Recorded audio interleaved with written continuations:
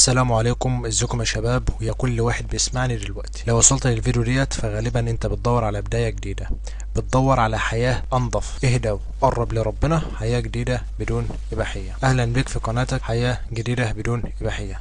طب مين انا وليه بدأت القناة دي؟ انا واحد زي شاب عادي جدا، كنت فاكر ان الاباحية مجرد تسلية هتعدي، لحد ما اكتشفت انها كانت بتسرق مني سنين عمر، بتسرق طاقتي وشغفي وتركيزي حتى صلاتي. واسوأ من كده انها كانت بتبعدني عن نفسي، بتبعدني عن ربنا وعن كل حاجة حلوة في حياتي. ومن هنا قررت ابدأ الطريق ده واساعد غيري يمشي فيه معايا. طب ايه هدف القناة؟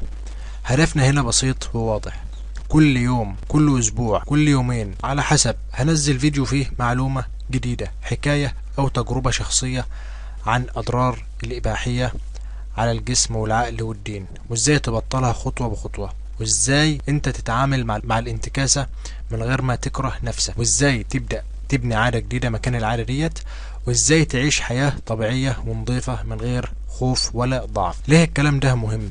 عارف يعني ايه تبقى اسير لشاشة لثواني متعة كدابة، ركز ومش قادر تصلي ومش قادر تحب نفسك؟ لو حاسس بكده فالقناة ديت ليك انت.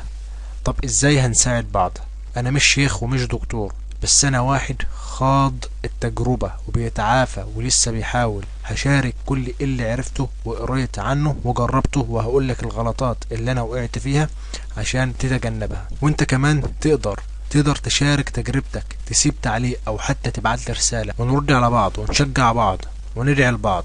هل الطريق سهل؟ لا، الطريق مش سهل. هيجي ايام تقع وهتكسل وتقول انا ضعيف، بس انا هنا عشان اقولك وقعت، قوم ولسه الطريق مفتوح ليك.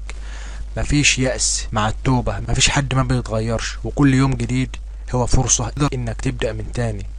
وفي الاخر لو حابب تبدأ معانا الرحلة، اشترك في القناة وفعل الجرس، وخلينا نبدأ سوا طريق مش بس ضد الإباحية، لكن طريق نور يطلع من جواك وينور حياتك. اسم القناة حياة جديدة بدون إباحية، وأنا مستنيك ومستني أول خطوة منك، وسلام عليكم.